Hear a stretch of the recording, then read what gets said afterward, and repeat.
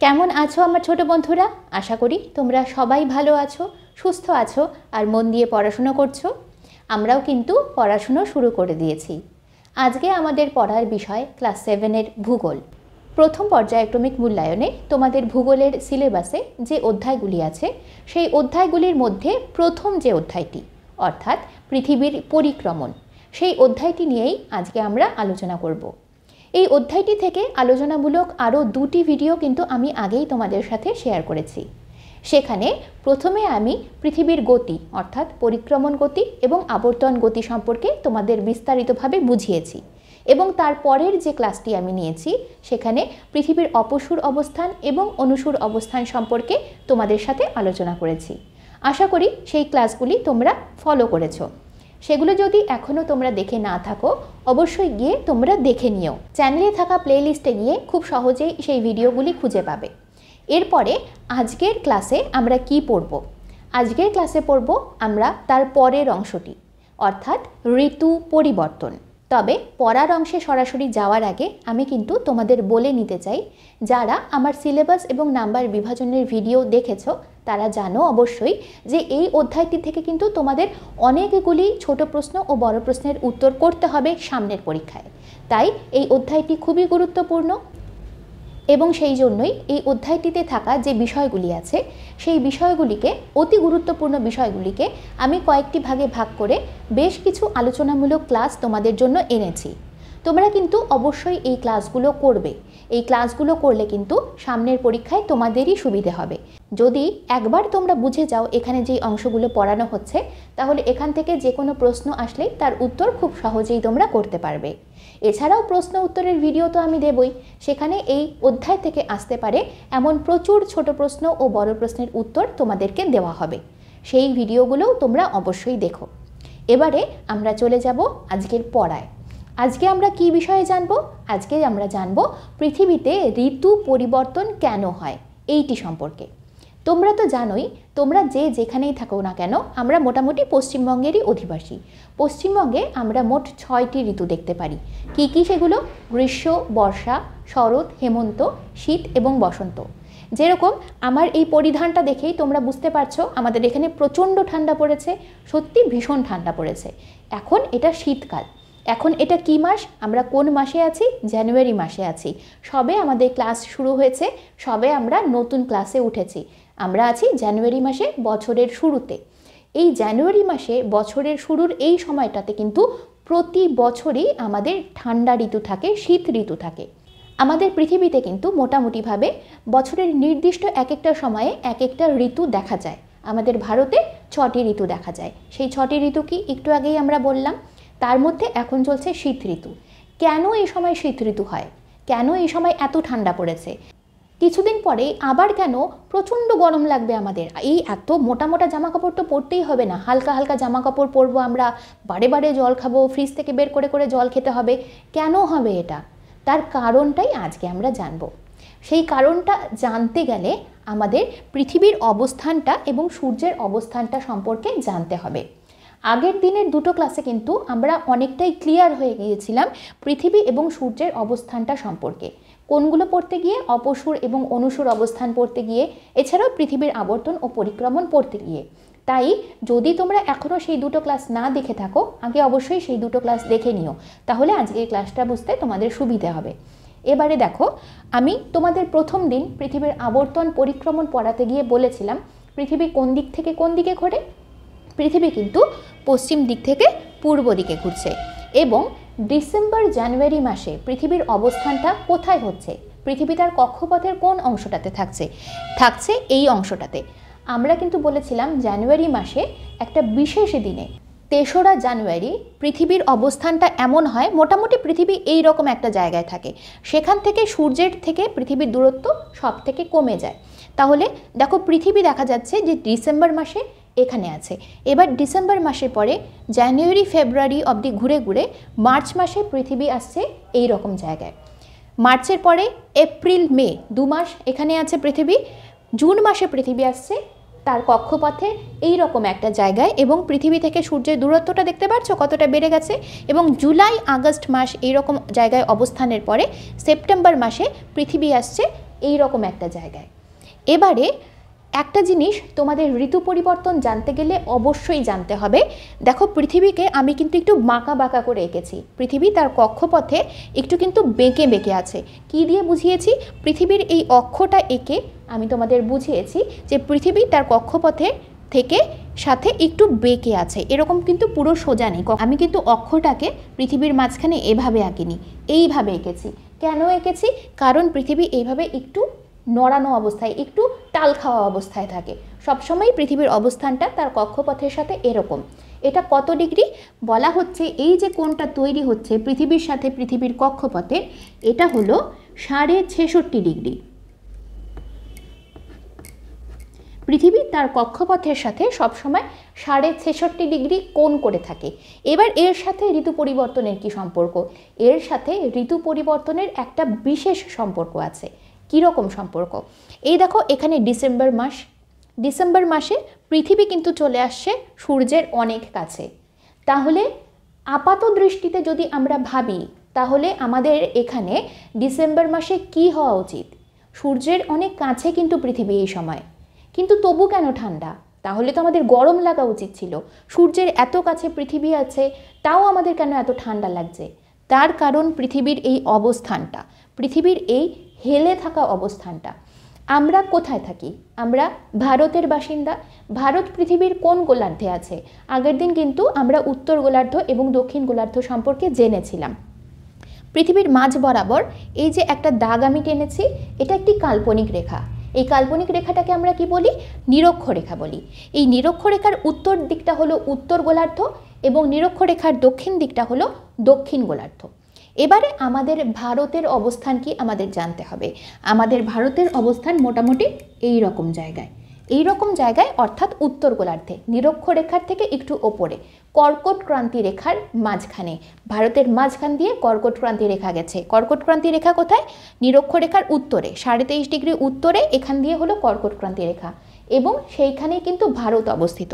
এবার যেহেতু দেখো এই পৃথিবীটা ডিসেম্বর মাসে এইরকম অবস্থানে আছে এবং একটু হেলে আছে, পৃথিবী সূর্যের দিক থেকে মুখটা বেঁকিয়ে আছে।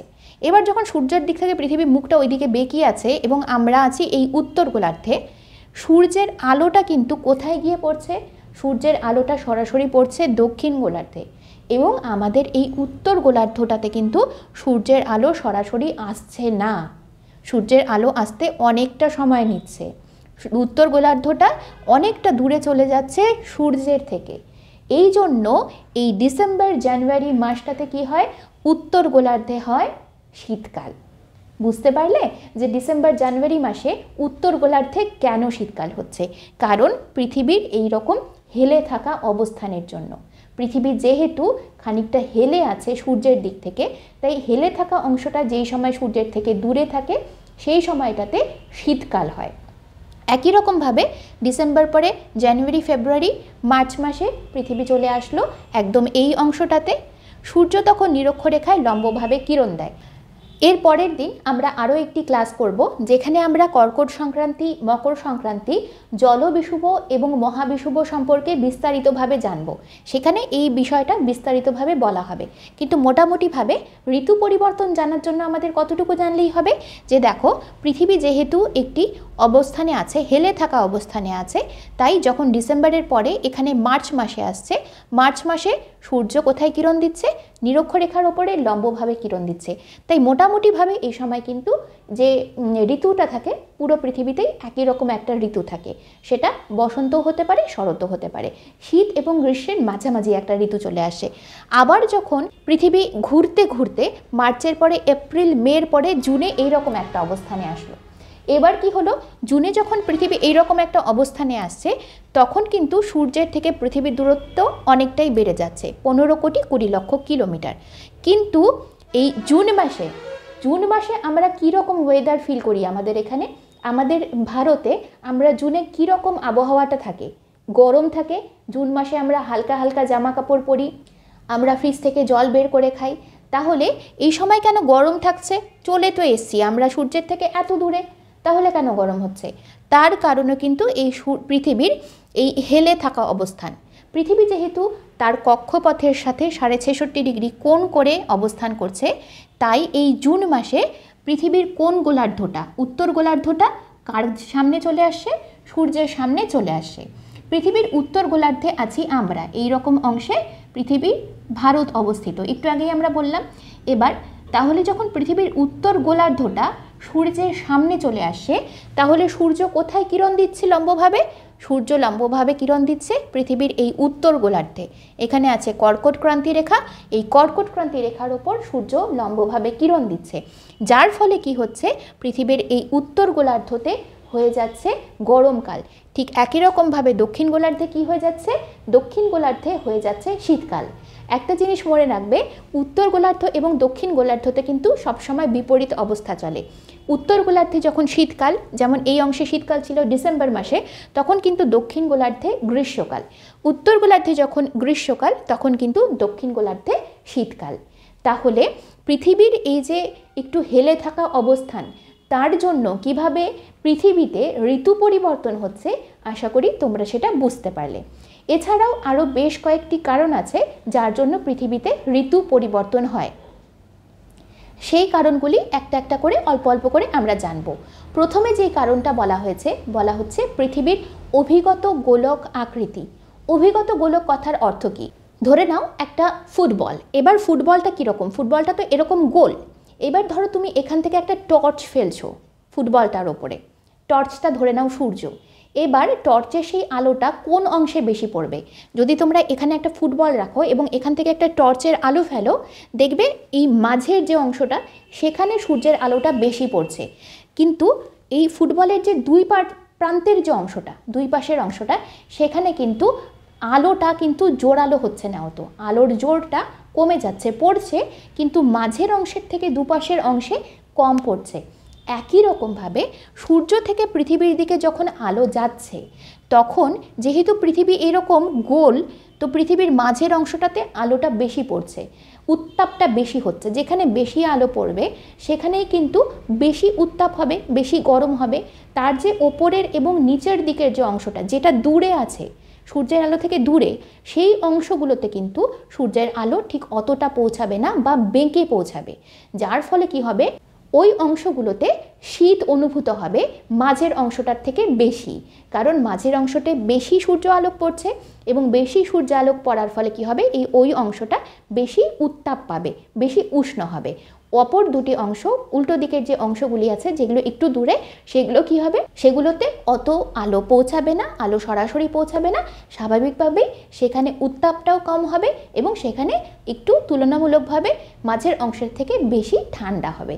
এটাও একটা কারণ যে পৃথিবীর এক জায়গা থেকে অন্য জায়গায় ঠান্ডাটা অনেক বেশি হয়, যার ফলে কিন্তু পৃথিবীর উত্তর মেরু এবং দক্ষিণ মেরুতে, সুমেরু এবং কুমেরুতে অনেক বেশি ঠান্ডা হয় পৃথিবীর মাঝের অংশটার থেকে।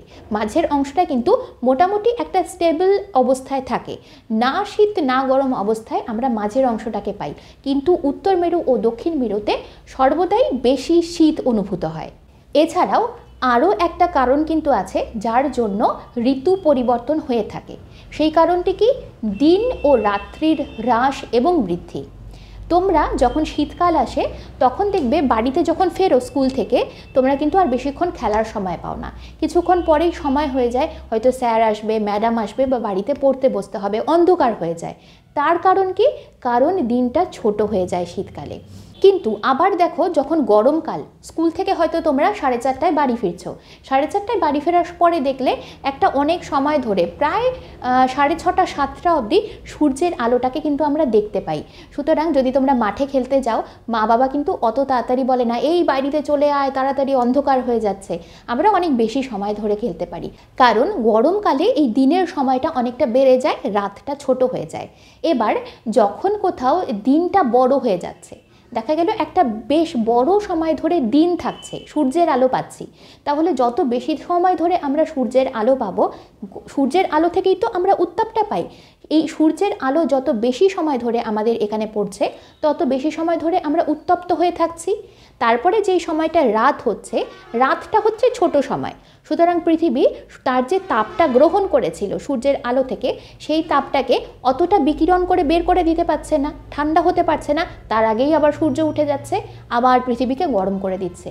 তাহলে এই যে দিন ও রাত্রির হ্রাস বৃদ্ধি হচ্ছে, পৃথিবীর একটা নির্দিষ্ট অঞ্চলে কোথাও দিন বড় হয়ে যাচ্ছে, আবার কোথাও রাত ছোট হয়ে যাচ্ছে।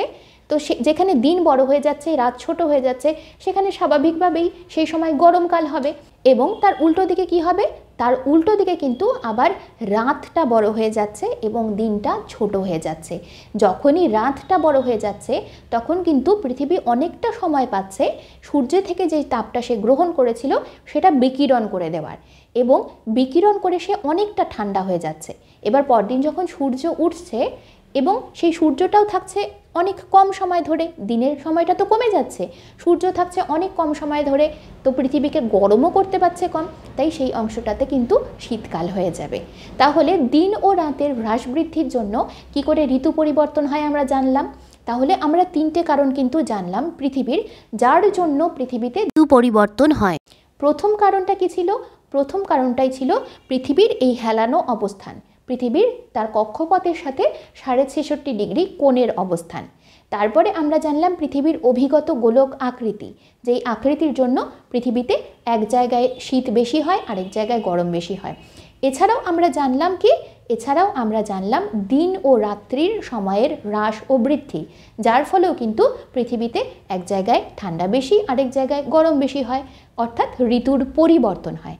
তাহলে আমরা তিনটে কারণ জানলাম পৃথিবীতে ঋতু পরিবর্তন হওয়ার। আজকে আমরা এই পর্যন্তই জানব। এর পরের দিনের ক্লাসে আমরা খুব গুরুত্বপূর্ণ একটি বিষয় সম্পর্কে জানব। আসলে একটি না, সেখানে আমি 4টি বিষয় তোমাদেরকে পড়াবো। সেই 4টি বিষয় হলো কর্কট সংক্রান্তি, মকর সংক্রান্তি, জলবিষুব এবং মহাবিষুব। অবশ্যই সেই ক্লাসটি তোমরা ফলো করো।